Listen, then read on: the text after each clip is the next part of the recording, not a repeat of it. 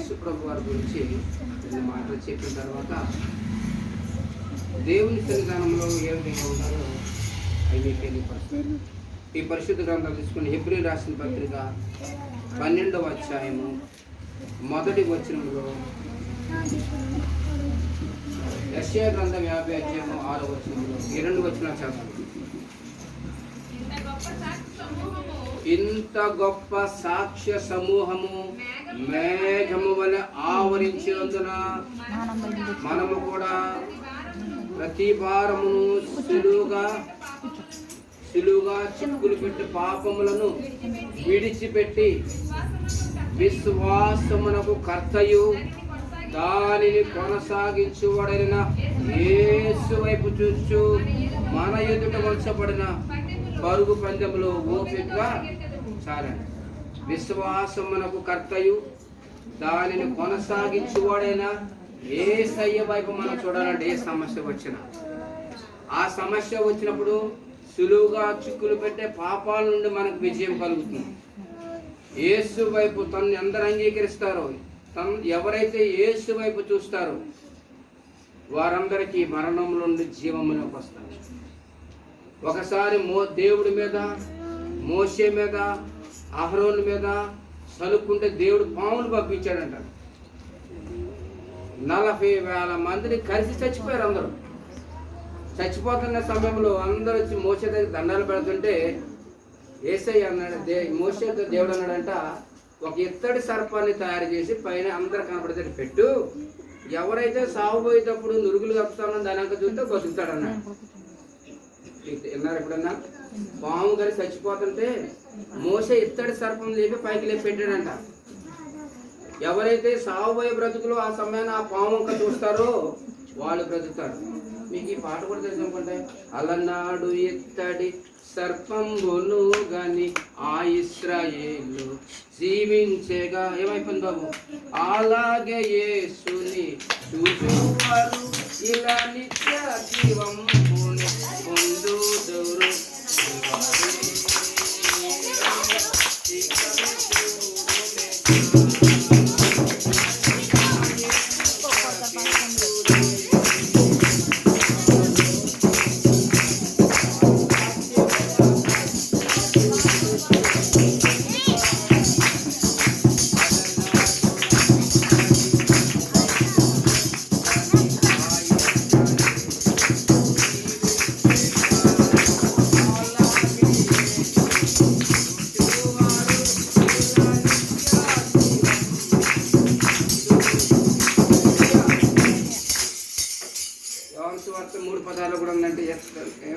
దేవుడు లోకం ఎంతో ప్రేమించును, కాగా ఆయన తన అద్వితీయ కుమారునిగా పుట్టిన వారి విశ్వాసముంచి ప్రతి వాడును నశింపగా నిత్య జీవం పొందినట్లు. ప్రతి వారు యేసు వైపు చూడాలి. ఎవరైతే యేసు వైపు చూస్తారో శ్రమ వచ్చినా బాధ వచ్చినా ఎవరైతే నా దగ్గర జంట కూడా లేదు ఇష్టపడతారు.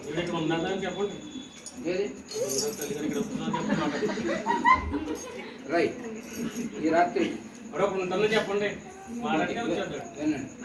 నాకు చేతులు ఏది ఉంటే సరే ఇష్టపడతాను. రైట్, మీరు మాట్లాడారా మీకు పలారం కట్టం. ఓకే, యేసయ్య వైపు చూడాలి. యేసు వైపు ఎప్పుడు చూడాలి? అక్కడ చదవబడిన వాక్యం ఏంటంటే, దేవునికి వాక్యం సెలవిస్తుంది, విశ్వాసమునకు కర్త దాన్ని కొనసాగించేవాడని యేసు వైపు చూచుచు మన ఎదుట ఉంచబడిన పరుగు బంధములు. మన పౌర హక్కు ఇక్కడ లేదు, పరలోకములో ఉంది. కనుక ఈ పరలోకము చేరాలంటే శ్రమలు, శోధనలు, బాధలు, ఇరుకులు, అప్పులు, కష్టాలు, నష్టాలు ఎన్నెన్నో వస్తాయి. ఎక్కడ రీలు ఎక్కడోనా గుర్తుపెట్టు కానీ ఫలారం ఉండదు. రైట్, దే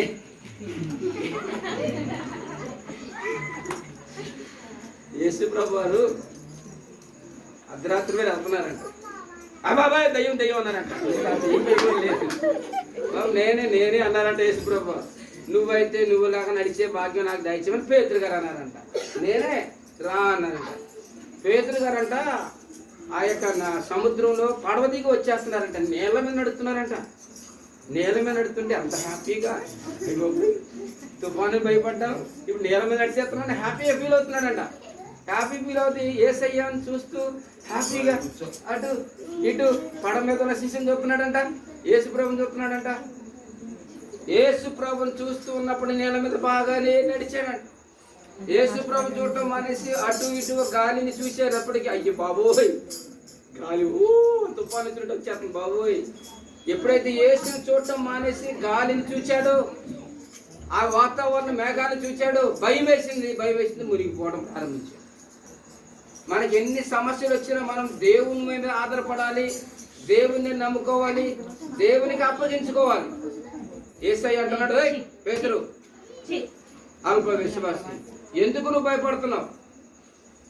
యేసయ్య ఎదురుగా పెట్టుకొని చుట్టుపక్కల చూచాడు కనుక మునిగిపోవడం ప్రారంభించాడు. యేసయ్య అతను గద్దించి అతను చేయి పట్టుకుని లేపి ఆయన ప్రభు కొరకు నిలబెట్టినప్పుడు, పేతురు ఈ సంఘం మీద నా బండాన్ని అనగా నా సంఘాన్ని కట్టమని చెప్పాడు. యేసయ్య వైపు మనం చూసినంత వరకు మన జీవితాలన్నీ బాగానే ఉంటాయి. యేసును ఎందుకు చూడాలి? యేసయ్య మార్గం ఎందుకు నడవాలి? యేసు ఎవరు అంటే నిన్ను నన్ను రక్షించడానికి వచ్చినవాడు. మన పాపములను క్షమిస్తాడు, మన దోషములను క్షమిస్తాడు, మనకు ఆత్మరక్షణ ఇస్తాడు, పరిశుద్ధమైన జీవితం జీవిస్తాడు, మోక్షం నడిపించడానికి పరలోకాన్ని విడిచిపెట్టి వచ్చిన దేవుడు మన యేసయ్య. ఆ యేసయ్య గురించి ఏం రాయబడిందంటే చూడండి, యెషయా గ్రంథము 50:6 అవమానకరమైన బాధలను అనుభవించాడు. కొట్టువారికి నా వీపును అప్పగించాను, వెంట్రుకలు పెరిగిపోయినట్లుగా నా చెంపలను అప్పగించాను, అవమానపరచు వారికి నా ముఖము దాచుకొనలేదు. ప్రభువుకి యెహోవా చూడండి, దేవుడే ఎంతగా తగ్గించుకున్నాడు. అవమానపరిచేవారు, ఉమ్ము ఊసేవారు, చుట్టూ పీకేవారికి ఈపిచ్చాడు, మొహం ఇచ్చాడు, తల ఇచ్చాడు. ఇదన్నీ నీ కొరకు నా కొరకే. మన స్థానంలో ఆయన వచ్చి అవమానాన్ని ఆయన భరించాడు, నిందను భరించాడు. యేసయ్య తన సింహాసనం విడిచిపెట్టి లోకానికి వచ్చాడు. ఆయన శిలువ మరణం యొక్క ఆ విషయాలు మనం గమనించినట్లయితే ఆయన వైపు చూసిన వారి కొరకు తన ప్రాణం పెడతానికి వచ్చాడు. చూడని వారికి ఎలాగో నరకానికి వెళ్ళిపోతాం కనుక మనకు సమస్య వచ్చినప్పుడు మారు మనసు పొందాను, రక్షణ పొందాను, బాప్తిని తీసుకున్నాను కాదు, ప్రార్థన చేసి ప్రభు దగ్గర ప్రతిఫలం పొందుకోవాలి.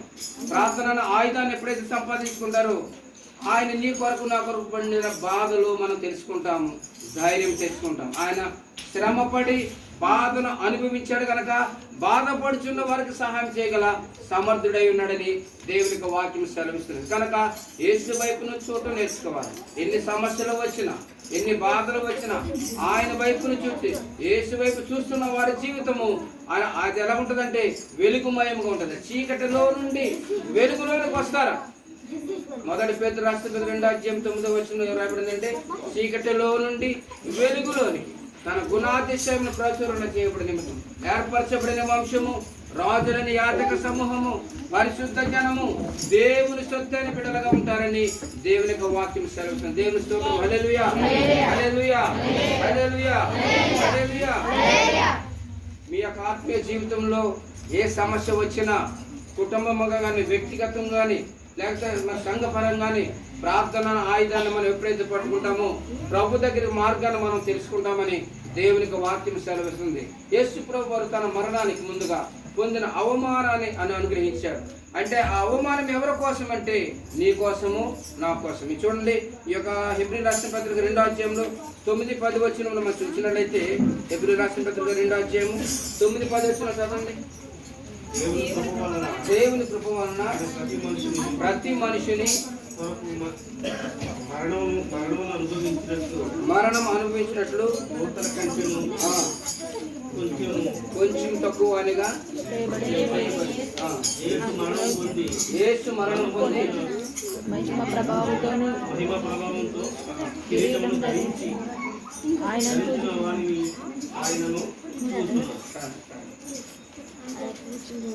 దేవుని బిడ్డలారా, అదే కీర్తనకాలు 8వ కీర్తన కూడా ఉంది. దేవుని కంటే కొంచెం తక్కువ అని చేసి మహిమ ప్రభావానికి కిరీటంగా ధరింపచేస్తుంది. దేవుని కంటే కొంచెం తక్కువ అని చేసి దేవుడు మనల్ని ఎంతగా ప్రేమించి దూతల కన్నా ఎక్కువ ప్రేమ మన మీద ఉంచాడు.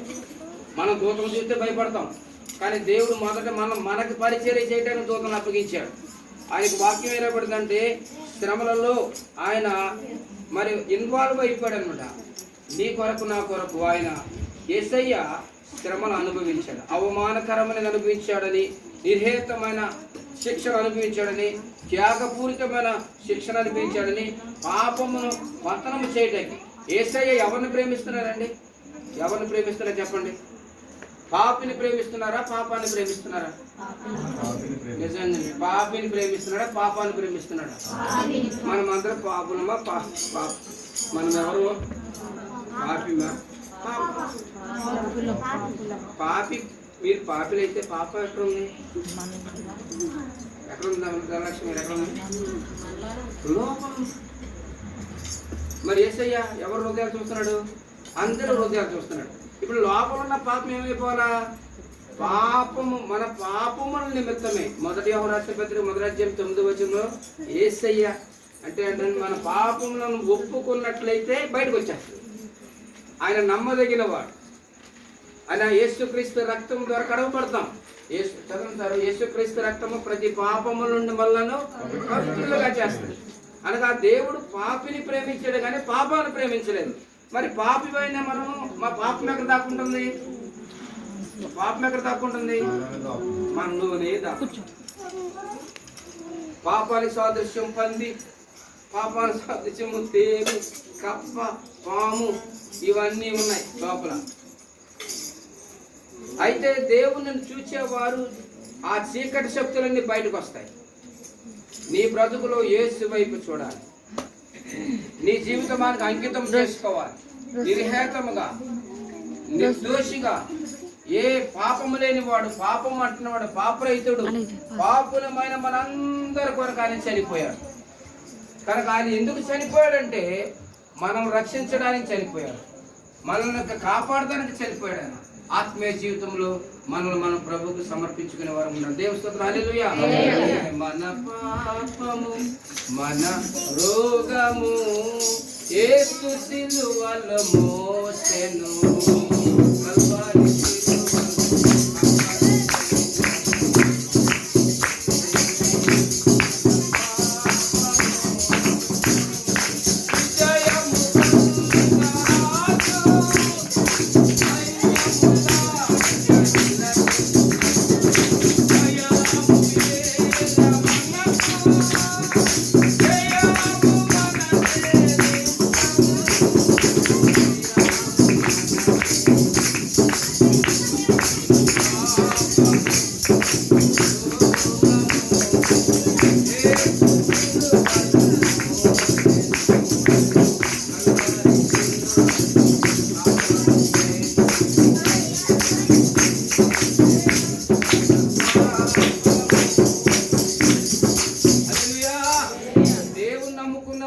దేవుని మీద ఆధారపడిన వారు ఆయన వైపు చూస్తే సాతానును అతి శీఘ్రంగా మీ పాదముల కింద చిదరదొరికిస్తాడు. దేవుని స్తోత్రం, హల్లెలూయా. మన పాప జీవితం నుండి పైకి వచ్చినప్పుడు, అనగా బయటికి వచ్చినప్పుడు, దేవుని వైపు మనం చూస్తున్నప్పుడు దేవుని యొక్క వెలుగు, దేవుని యొక్క ప్రకాశము, దేవుని యొక్క ఆత్మతో నింపబడిన వారమై ధైర్యం కలిగిన వారంగా జీవిస్తారు. ఎన్ని కష్టాలు వచ్చినా సరే, ఎన్ని శోధనలు వచ్చినా, నా ప్రభు నాకుండగా లోకం నాకు ఏది అక్కర్లేదు.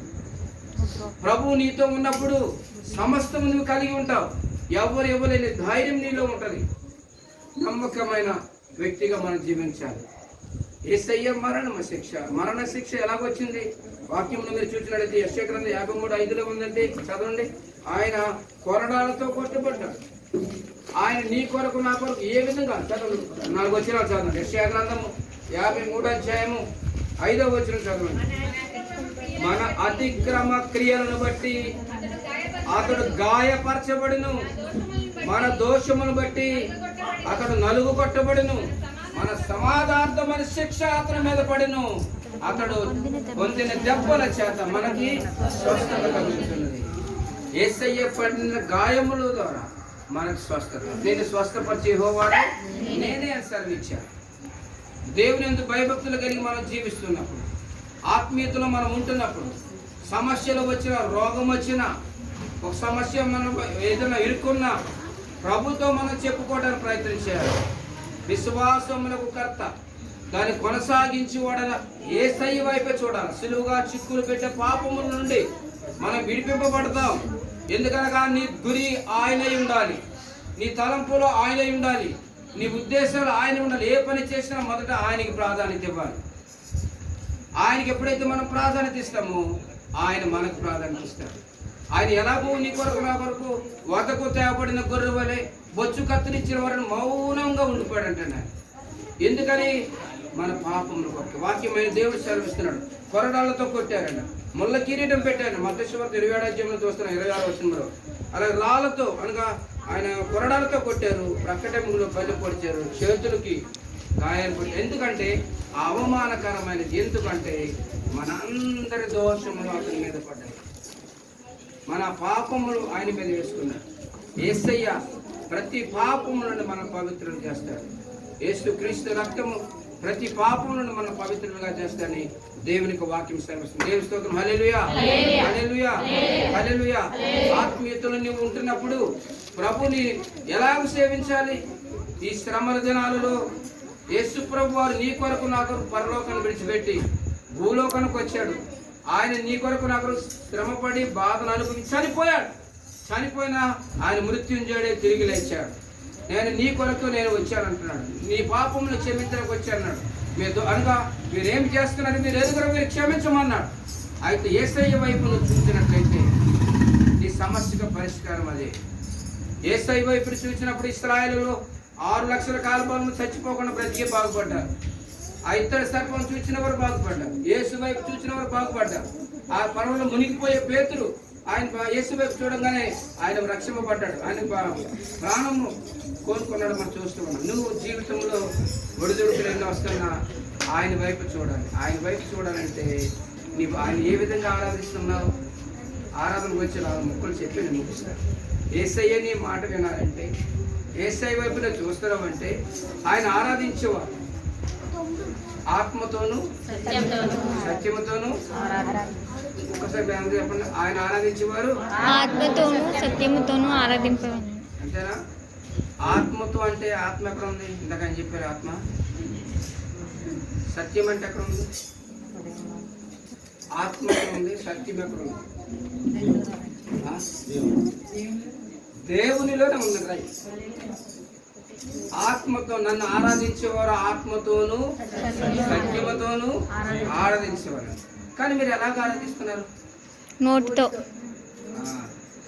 నోటితో పాట ఒకటి చెప్తాను, హృదయంలో పాట ఒకటి చెప్తాను. మీరు పాట పాడమని యెహోవా నా బలం ఒకసారి పాడండి.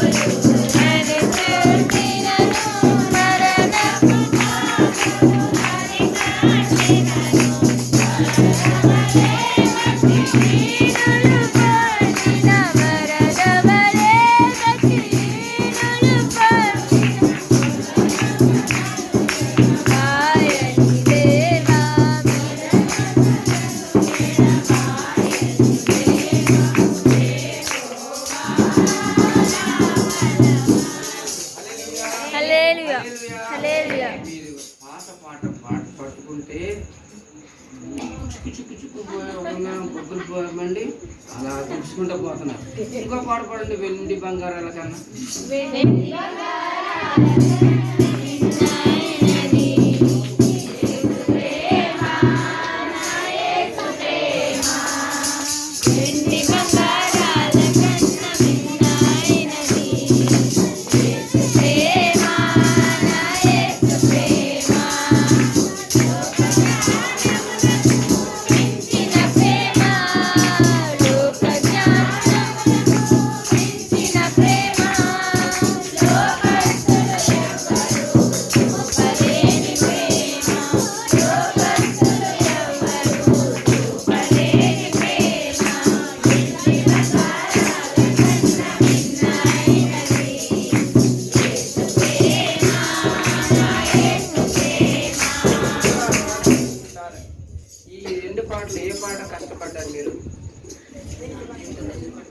ముందు పాట పాడుతున్నప్పుడు వీళ్ళు ఎవరు పాడలేదు. రెండో పాట పాడినప్పుడు వీళ్ళందరూ కలిపారు. ముందు పాట ఏమో గానంతా కడుపులో పీల్చుకొని ఎన్ని బంగారు ఎక్కడి నుంచి వస్తుంది? గొంతులో నుండి వచ్చింది. ఆ ఊపిరి పీల్చి మా ఆవిడ ఎటువంటి తెచ్చిమంటుంది. విషయం ఏంటంటే అది అది ఆత్మీయ పాటే, ఇది ఆత్మీయ పాటే. అది కష్టము, ఇది తేలిక. దానికి గాలి ఎక్కువ పీల్చుకోవాలి, దీనికి గాలి తక్కువ. అర్థమవుతుందండి మీకు? అవునా కదా? సో ఇప్పుడు ఇష్టపూర్వకంగా అనుభవంతో ఉండిన పాట అది. ఇదేమో పదాలు గుర్తు పెట్టుకుని టకటక రాజుల పాట ఇది. అది దేవుని మహిమే, ఇది కూడా దేవుని మహిమే. అంటే నేనేమన్నా అంటే మీకు ఎంత కష్టపడుతున్నా. పాత పాటల ఓల్డ్ ఇస్ గోల్డ్ అన్నారు కదా, పాత పాటలు అంత బలం, అంత శక్తి ఉంది. దేవుని స్తోత్రం, హల్లెలూయా. తీసుకోండి, మీరు ఆరాధన ఎలా చేస్తున్నారు? మత్తయి సువార్తలో ఒక 4 మాటలు చెప్పి ముగిస్తాం. మత్తయి సువార్త 15వ అధ్యాయం 9వ వచనం. మత్తయి సువార్త 15వ అధ్యాయం 9వ వచనం చదవండి.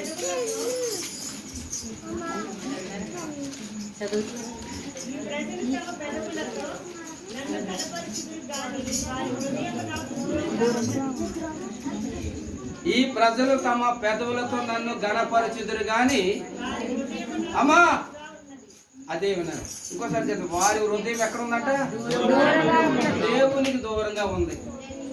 దేవుని దూరంగా ఉంటామా? మనుషులు కల్పించు పద్ధతులు దేవోపదేశములని బోధించు. అయ్యగారు ప్రకాష్ గారు, హృదయం ఎక్కడ ఉందంటండి? ఎవరి దూరం ఉంది? అయితే ఇప్పుడు మన ఆరాధన ఏమైపోతుందంట? అంతే జాయితు.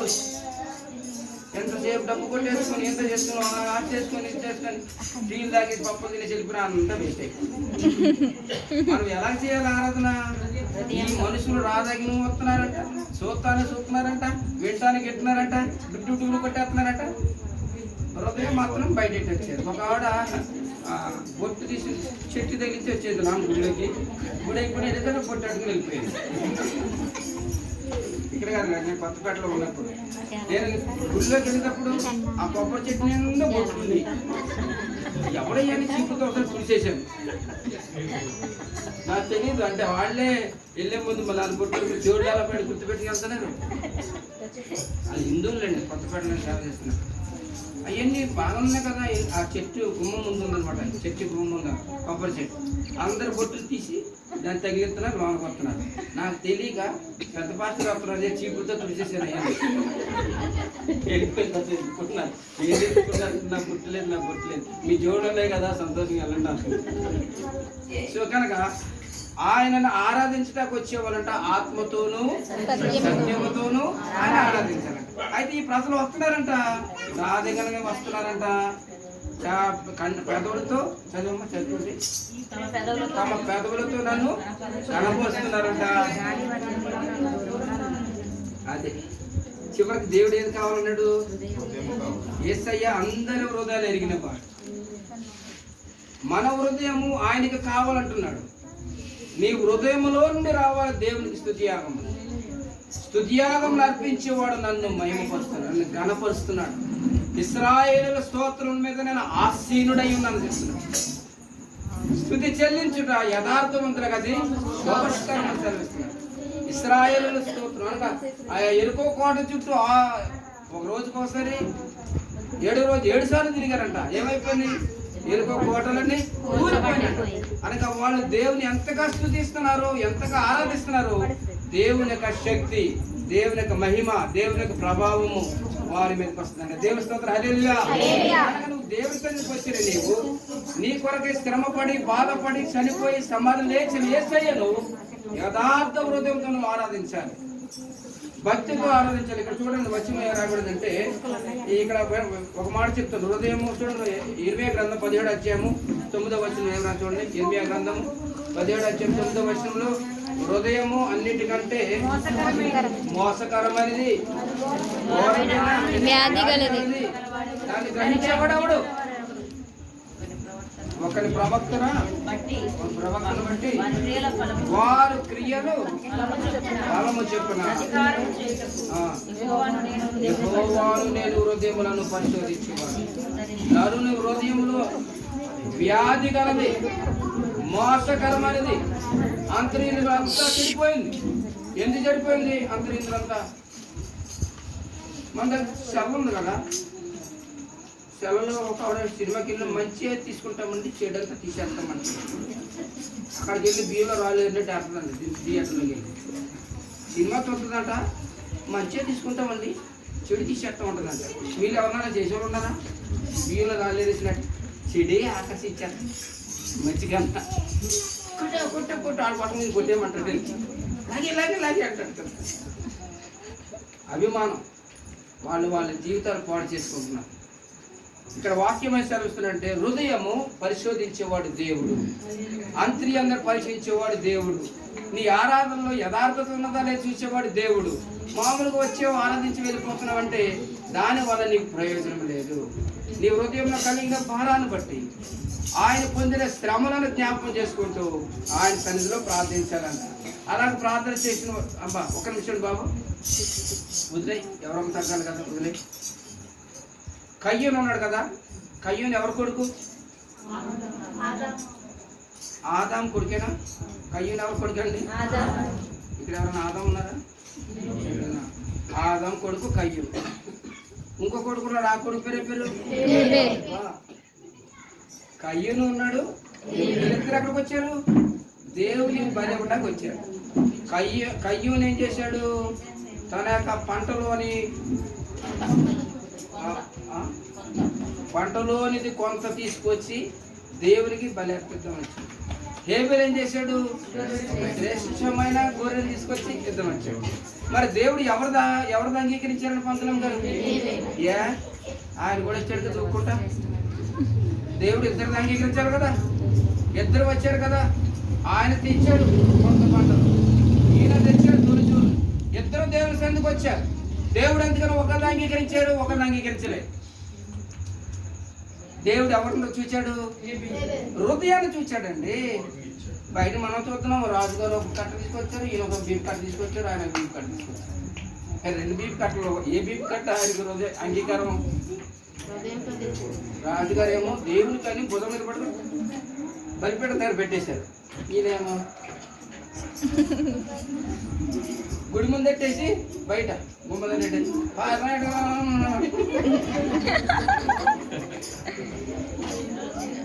వీళ్ళు అలా చేయరు. ఫర్ ఎగ్జాంపుల్ చెప్తున్నాను, ఒక లోన్ అంటే ఆ మంత్రం దగ్గర పెట్టారు అర్పణ, ఒకరేమో బయట పెట్టేసి నేను కష్టపడుతున్నానండి, నేను దేవుడు తింటాడు, దిగొచ్చి పాది తింటాడు కానీ పాది కాలు కొనేసుకున్నాడు, పాది చుట్టూ వేసేస్తున్నాడు, పాది ఇవ్వకపోతే దేవుడు చేస్తాను ఆడపడాడు. ఇప్పుడు హృదయంలో ఎవరు చూశారు? ఎవరు అంగీకరిస్తారు? దేవుడు ఎవరిది అంగీకరిస్తాడు? కయ్యూను హేబెలు. ఎవరిది అంగీకరిస్తాడు? హేబెలు అర్పణ తెచ్చాడు దేవునికి, కయ్యూను అర్పణ తెచ్చాడు దేవునికి.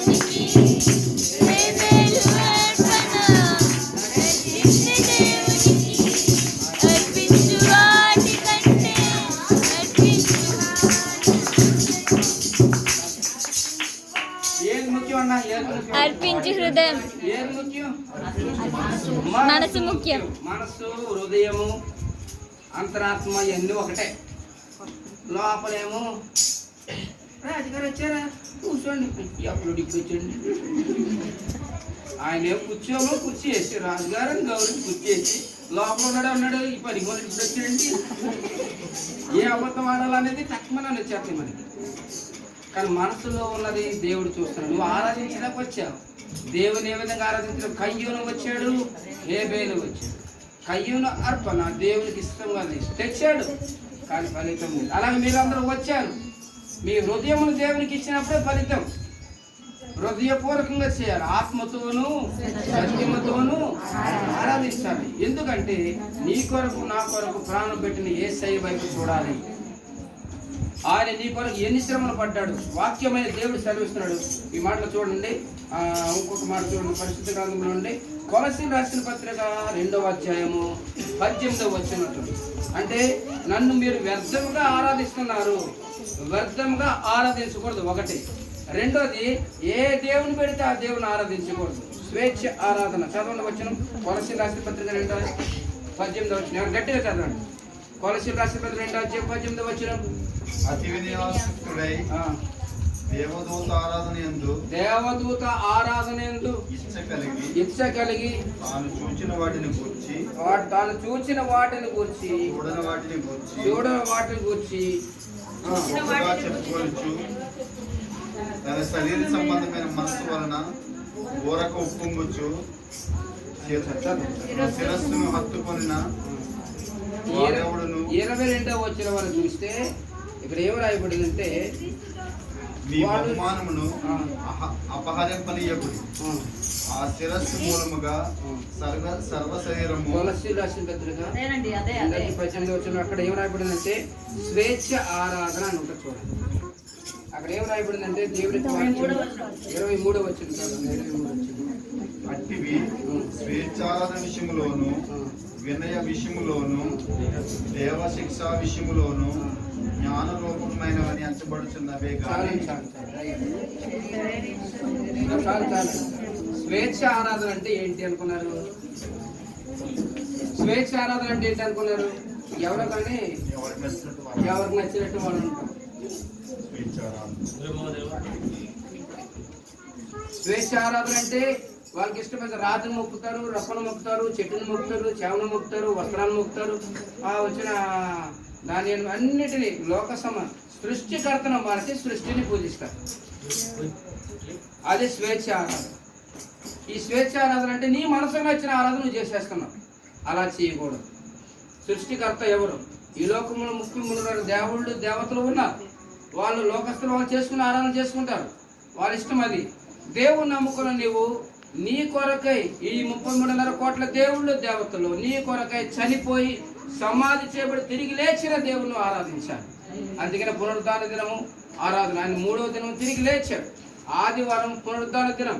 ఆ పునరుద్ధాన దినం ముందు ప్రభుని స్తుతించాలి, గణపరచాలి, మహిమపరచాలి, ఆరాధనకు యోగ్యుడు మన యేసయ్య. స్తుతుల మధ్య ఆసీనుడై ఉన్నాడు మన యేసయ్య. ఆయన సింహాసనం దిగి మన కొరకు తన స్థానం ఇచ్చాడు. నేను ఉండే ప్లేస్లో మీరు ఉండాలని నేను అక్కడికి వెళ్ళి స్థలాన్ని సిద్ధపరుస్తున్నాను, జీతం సిద్ధపరుస్తున్నాను, బిల్డింగ్లు సిద్ధపరుస్తున్నాను అని చెప్పాడు దేవుడి స్తోత్రం. హల్లెలూయా. ఇక్కడ బిల్డింగ్ కట్టుకున్న పరిస్థితి ఏంటి? చాలా కష్టపడి కట్టుకున్నారు పాప బిల్డింగ్. ఇక్కడ పరిస్థితి ఏంటి? చిత్తెల్లమ్మ చిత్తెల్ల బిల్డింగ్ విడిచిపెట్టారు అని అంటున్నాను. మరి బంగారు బిల్డింగ్లు అయ్యి తాటాకిళ్ళు అలాగే వెళ్ళిపోతాం. రెక్కలు లేకపోతే రెక్కలు ఇచ్చి వెళ్ళిపోతాం. రెక్కలు కదా వారే చూసుకుని రెక్కలు వెళ్ళిపోతాం. బంగారు బిల్డింగ్.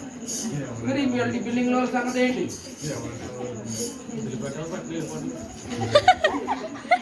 రాజేష్ గారు చెప్పినట్టు చేయండి. ఎవరు బిల్డింగ్ వాళ్ళే పట్టుకొని వాక్యమైన దేవుడు తీసుకున్నాడంటే యేసయ్య తప్పనిసరిగా వస్తాడు. ఆయన వచ్చేటప్పుడు నీ ఆరాధన వ్యర్థమైనదిగా ఉండకూడదు. నీ ఆరాధన స్వేచ్ఛ, ఇష్టానుసారమైన ఆరాధన చేయకూడదు. మీకు తెలుసు శివకోడలో ఆయన పేరు సత్యనారాయణ ఒక అతను అరుగు మీద పెట్టేవాళ్ళం ప్రార్థన. మేము ఆ అరుగు మీద మనం సత్యనారాయణ కదా మనం సైకిల్ మీద వెళ్ళేవాళ్ళం. ఆయన కొబ్బరికాయ ఒకదానికి ఊడిద బొమ్మ ఒక బొమ్మ, లైన్ బొమ్మలు ఈ బొమ్మలు వేసి ఉన్నాయి. ఆ మధ్యలో మేము ప్రార్థన చేసుకుంటా ఇచ్చాం. ఇప్పుడు కదా 10 ఏళ్ళ క్రితం. అప్పుడు ఈ ఇళ్ళన్నీ లేవు. మేము సైకిల్ వేసుకుని ఏంటి సార్ ప్రార్థన చేసుకోమన్నారు. చుట్టూ ఎన్నింటిని ఎర్రగొడ్లు కట్టేసి ఎంత చేశారు. చేసుకోబండిన బతున్నారు కదా. కొంచెం తర్వాత కట్టుకుందరంటే తీసానంటే ఆ ఎండిపోయి ఎక్కడెక్కడో తెచ్చి కట్టారంట. తీసుకోమన్నట్టు అయ్యేది. మాస్టర్ గారు మీరు ఏమనుకుంటున్నారు కానీ వెళ్ళండి మీరు అన్నట్టు మనకి అంత కోపం అనేది ఏంటి ఎలా చేస్తామంటే వానికి కలిపేసేసి అమ్మ జాయిన్ చేస్తారు. ఈయనమ్మా బీరువా తీసాడమ్మా. బీరువా తీస్తే డబ్బులు కట్టలు ఉన్నాయి. ఆ డబ్బులు కట్టలు అటు ఇటు చెప్పిన తర్వాత లోపల వేసుకోబోతుంది. నిజమండి. శివకొండ అతను పైన ఏమో దేవుడి బొమ్మలన్నీ ఉన్నాయి, ఇక్కడేమో కొబ్బరికాయలు గుమ్మడికాయలు ఎవరెడుతున్నాయి. ఇంట్లోకి వెళ్ళి ఇంట్లో బీరువాలోకి వెళ్ళి ఆ డబ్బుల మధ్యన ఎవరిని కూర్చోబెట్టాడైనా ఆయన ఇంటిలో యేసయ్య ఉన్నారు, అతని హృదయంలో యేసయ్య. మీరు కూడా అలా బొమ్మలు కాడ పెడుతున్నారా? ఆయన కాపలా పెడుతున్నారా? యేసులో ఎవరు అట్టుకెళ్ళరని. అన్యుడైన అతని హృదయంలో ఉన్న ఆ యొక్క సమర్పణ చెప్పాడు. అదే విషయం, బయట చూసేదాన్ని ఏం లేదు. నీ హృదయాన్ని దేవుడు చూస్తున్నాడు. స్వేచ్ఛారాధన చేస్తున్నావా? దానివల్ల ప్రయోజనం లేదు. నీ ఇష్టమైన ఆరాధన చేయండి. నేనే దేవుడను, నేను తప్ప వేరొక దేవుడు నీకు ఉండకూడదు. పైన ఆకాశం ఉంది కానీ లేనండి, కానీ దేని అందు నీ రూపం నువ్వు చేస్తున్నావు కనుక నీ హృదయంలో జీవము కలిగిన దేవుడు ఆరాధించాలి. ఆ జీవం కలిగిన దేవుడు నీ కొరకు ఎన్ని శ్రమలు పడ్డాడు, ఆ శ్రమలను ఆయన వైపు చూస్తేనే నీకు ఆలోచన వస్తుంది. నాకు కలిగిన కష్టాలు ఇది పెద్ద ఏం కాదు. అందుకని విశ్వాసమునకు కర్తయు దాన్ని కొనసాగించేవాడైనా యేసు వైపు చూస్తూ మన ఎదుట ఉంచబడిన పరుగు పందెములు పరిగెత్తాలి. పరుగు పందెలు ఎత్తాడు, వెనక వస్తున్నాడు లేదా వెనక వస్తున్నాడు, వెళ్తాడా? వెళ్ళడు. వెనక వైపు చూడకూడదు. వెనక వైపు చూడకుండా నీ సమస్యలన్నీ వచ్చినా నా ప్రభు నాకు తోడు ఉన్నాడని ముందుకెళ్ళాలి. ఆత్మీయ జీవితం ఎదిగే వాళ్ళకి ఆయన దర్శనం వస్తుంది. ఆయన దేవుడు తన బిడ్డలను పంపి సహాయం చేస్తాడు ఎవరొకరిని. నా దగ్గర ఒక్కోసారి ఏమి టీ దాంట్లో కూడా రూపాయి ఉండదు, పైన కోటు ఉంటుంది, 6 జోబులు ఉంటాయి. ఎవరైనా అనుకుంటారు నా దగ్గర డబ్బులు ఏమనుకుంటారా? వెళ్ళి మంచి భోజనం పెట్టిస్తాడు దేవుడు, మంచి వ్యక్తులు రచిస్తాడు. వెళ్తా చేతులు కాను పెట్టాడు. నా దేవుడు ఎంత గొప్పడు. నా దగ్గర లేవని అంత చెప్పను నేను దుబాయ్లో ఉన్నప్పుడు. సో కనుక ఎక్కడైనా సరే ఒకసారి ఎక్కడ ఎలా సైకిల్ మీద వెళ్తుంటే ఆ పక్కన ఎక్కడ చేపల కూర ఆకుని వచ్చింది. చేపల సైకిల్ మీద వెళ్తున్నా, మరకాల మీద నుండి వెళ్తున్నా సైకిల్ మీద, చేపల కూర ఆకుని వచ్చింది. చేపల కూర అనుకున్నాను. ఇంటికి వెళ్ళేటప్పటికి 2 కూరలు ఇంటికి రెడీగా ఉన్నాయి. చేపల కూర ఆశించాలి కానీ దేవుడు ఫలాన్ని మనం ప్రభులో ఉన్నప్పుడు మన ప్రాణం తృప్తిపరుస్తాడు. కొన్ని జరగవు.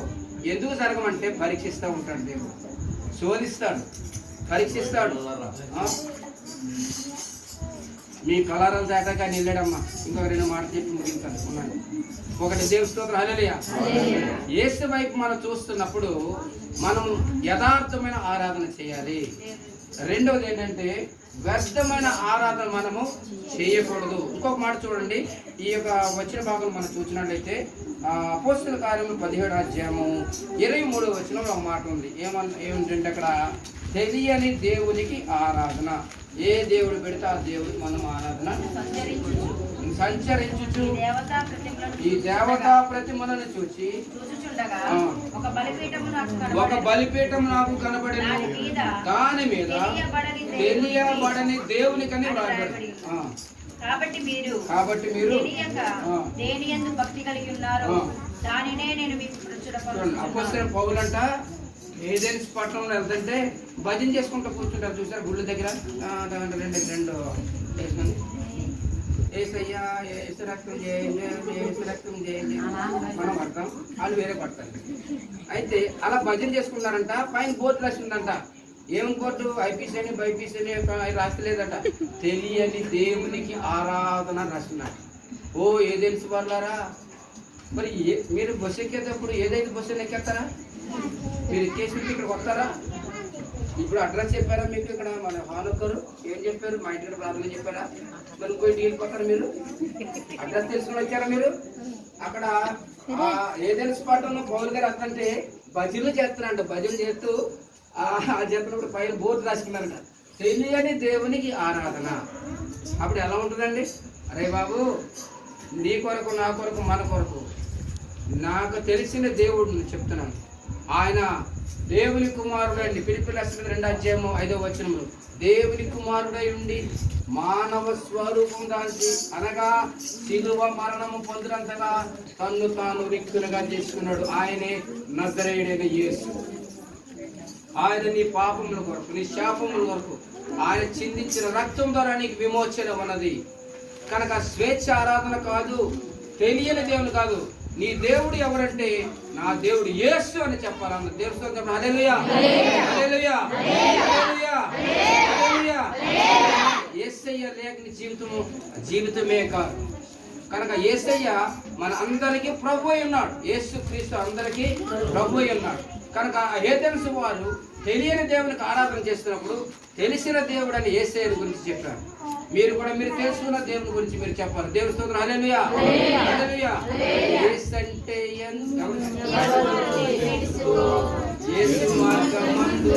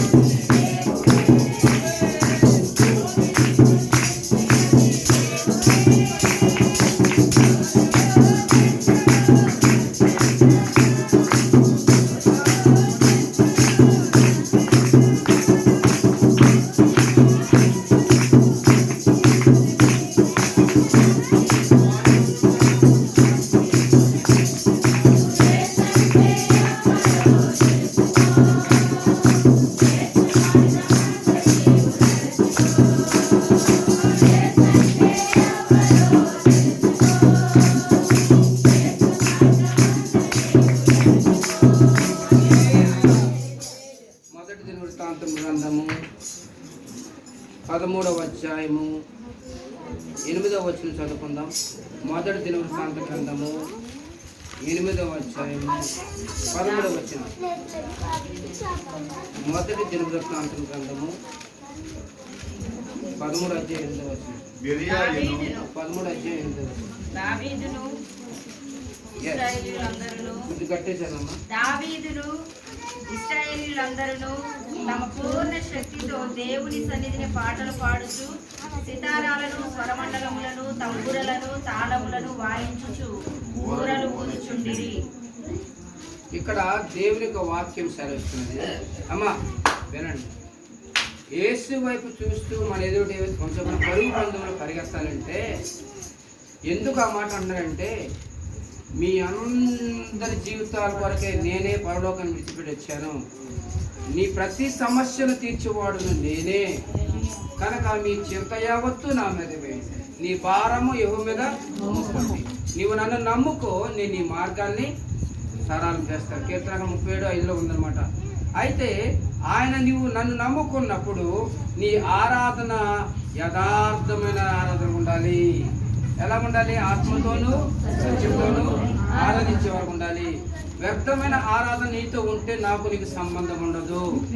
అంతేకాకుండా స్వేచ్ఛమైన ఆరాధన, దేని పడితే దాన్ని దండం పెట్టకూడదు. ఎవరో కాలు దగ్గర దండం పెట్టేస్తున్నారు నాకు బస్సులో, బాబు చేస్తున్నారు.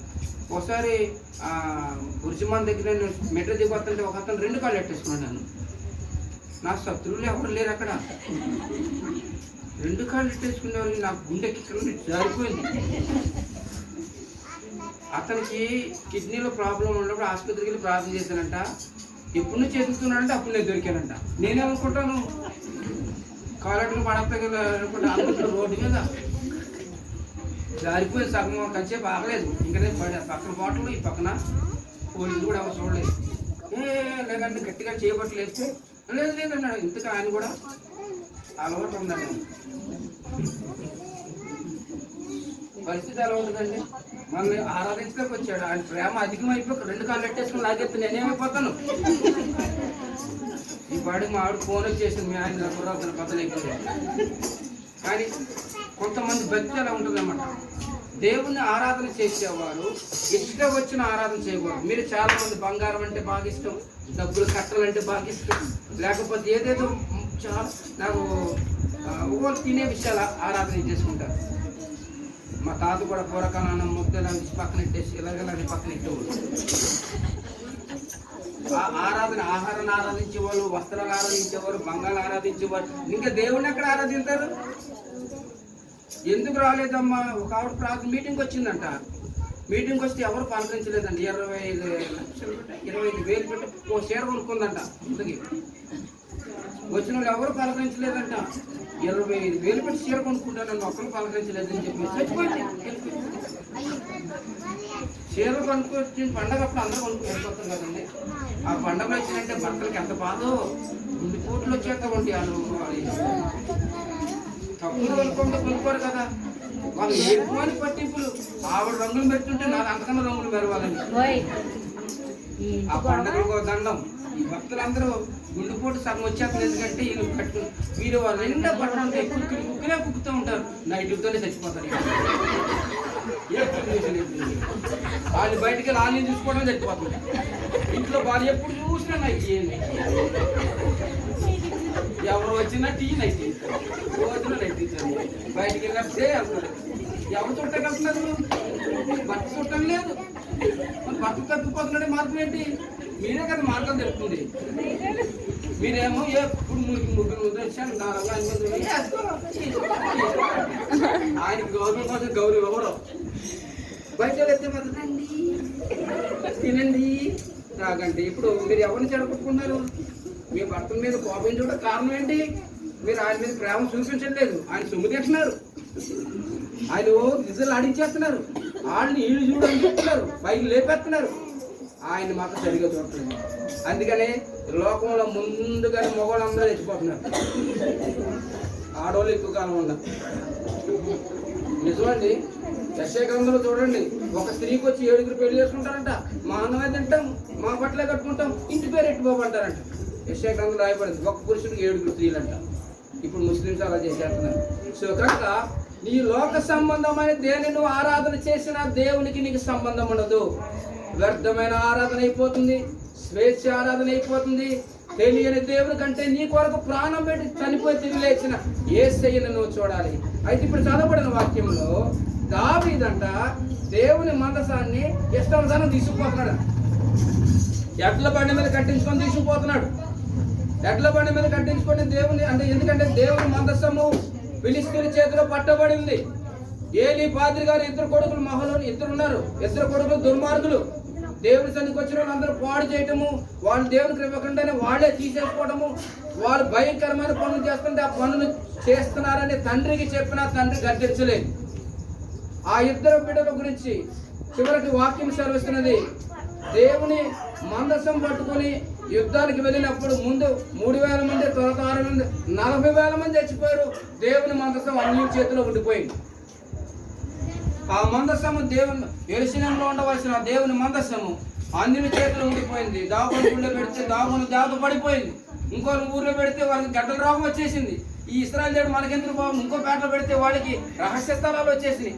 ఎందుకు వచ్చిన గొడవ అని చెప్పేసి ఆ వర్తమానము దావీదుకి తెలిసి దావీదు దేవుని మందసాన్ని తీసుకెళ్ళడానికి ఎడ్ల బండి మీద వస్తూ ఉండగా ఎడ్ల బండి కాలు జారి మందసం పడిపోతుంది పట్టుకున్నాడు. ఎవరు అతని పేరేంటి? ఉజ్జా. పట్టుకున్నాడు, అక్కడే తెచ్చాడు. ఆ తెచ్చిన తర్వాత ఏం చేయాలో తెలియక మందసాన్ని అక్కడ ఓబేదేదోము ఇంట్లో పెట్టాడు. పెట్టేసి చాలా బాధపడ్డాడు. నా ఫ్రెండ్ చచ్చిపోయాడు. దావీదు ఇంటికి వెళ్ళిపోయిన తర్వాత దేవుని మందసాన్ని ఎలాగో యెరూషలేముకు తీసుకురావాలని ఆలోచించి అప్పుడు ఇష్టానుసారంగా తీసుకొచ్చాడు. అయితే దేవుని మందసమును పల్లకి కట్టించి 4 కర్ర పల్లకి తెలుసు కదా, వెనకిద్దరు ముందిద్దరు భుజం మీద వేసుకొని మధ్యలో పెట్టిలాగా ఉంటుంది కదా, మీకు తెలుసు కదా. ముందు 2 కాగలు పెట్టుకుని ఉంటారు. ట్రంపెట్లో ఒక అటుపక్క ఇటుపక్క బోర్లు వంగిపోయి ఇలా ఉంటాయి చూసారా. బోర్లు పెట్టుకొని మేళ తాళాలతో వాయిద్యాలు వాయిస్తూ బలులు అర్పించుకుంటూ దేవునికి స్తోత్రగానాలు చేసుకుంటూ ఆ మందసమును యాజకుల భుజం మీద పెట్టుకుని నడుచుకుంటా తీసుకుంటా వచ్చాడు. అప్పుడు భయభక్తులు లేకుండా తీసుకొచ్చాడు.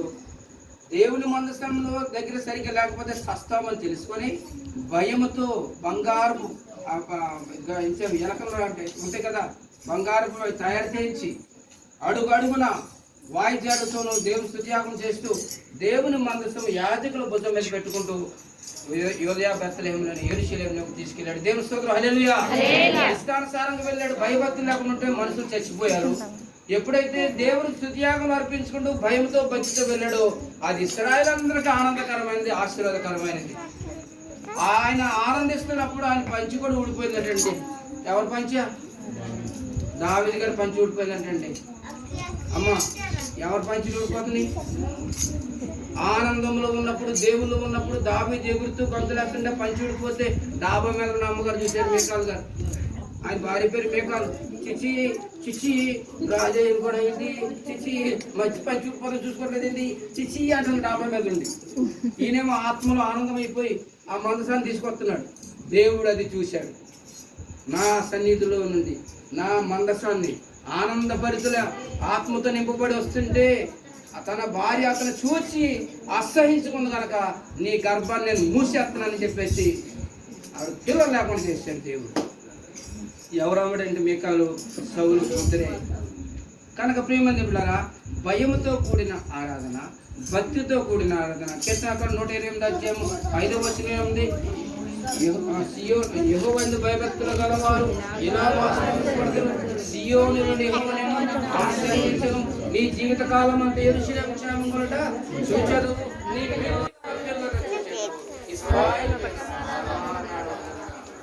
కనుక దేవుని వల్ల భయభక్తులుగా ఉంటాయి. భయము అనేది ఉంటే భక్తి వస్తుంది. ఈ దేవుని భయం లేకపోతే కఠినమైన ఆరాధన, స్వేచ్ఛ ఆరాధన, తెలియని ఆరాధన నష్టం తెచ్చుకుంటాము, దేవునికి దగ్గర. అందుకనే మనం ఇవన్నీ చేసేటప్పుడు యేసయ్యను కనుగొన్నప్పుడు ఎబ్రీ రాష్ట్రపతి మరొకసారి చదువుకుని రాజ్యం మధ్యలో విశ్వాసములకు కర్తయు దాన్ని కొనసాగించువాడైనా యేసు వైపు చూస్తూ నీ ఎదుట శ్రమలైనా, శోధనైనా, ఇరుకలైనా, ఇబ్బందులైనా వీటన్నిటి వైపున చూడద్దు, యేసు వైపే చూడాలి. సులువుగా చిక్కులు పెట్టే పాపముల నుండి అది తప్పిస్తుంది. దేవుని యొక్క కృపను నీకు అనుగ్రహిస్తుందని కలుగుతున్నాను. కనుక యేసయ్య ఆయన శ్రమ పడ్డాడు, బాధను అనుభవించాడు. ఎన్ని విధాలుగా నిర్హేతంగాను హేళనతోనూ ఆయన వదక తేపను గురువైన బొచ్చు కత్తిరించాలని చనిపోయాడు. ఆయన చనిపోవాల్సిన అవసరం లేదు.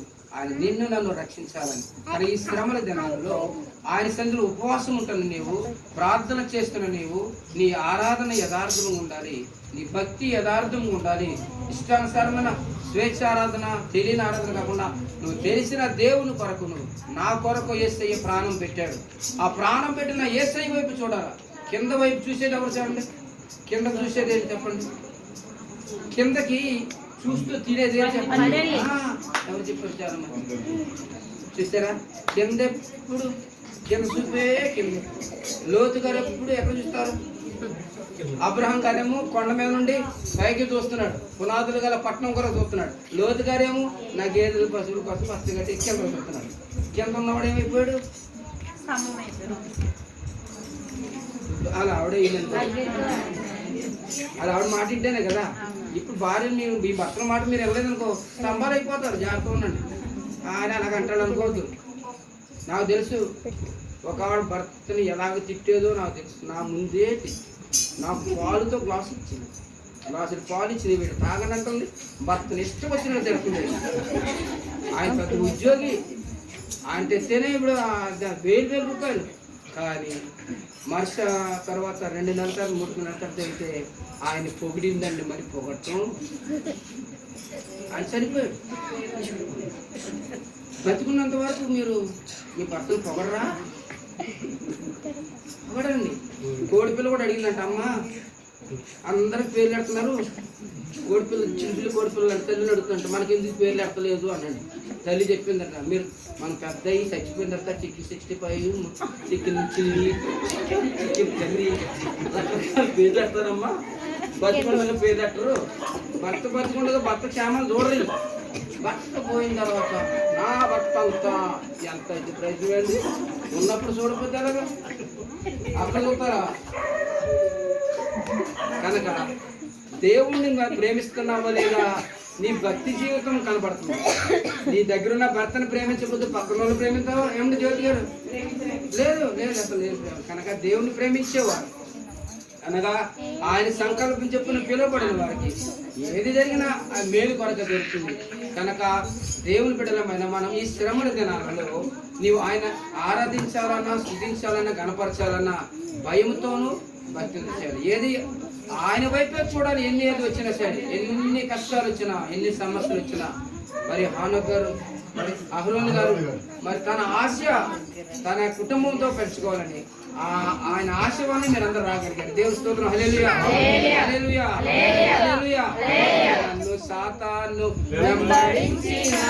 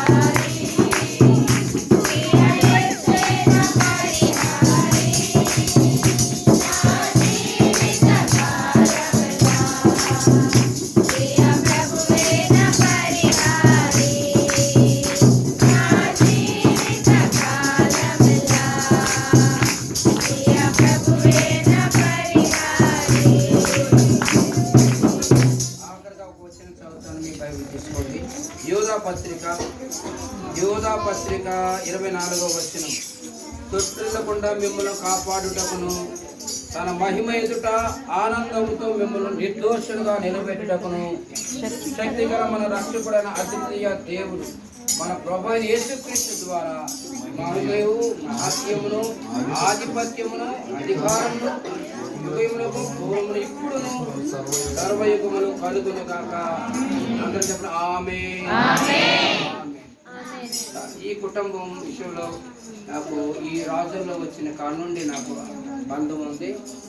అయితే నాకు వీళ్ళకన్నా ఎక్కువ నాకు ఎలిజబెత్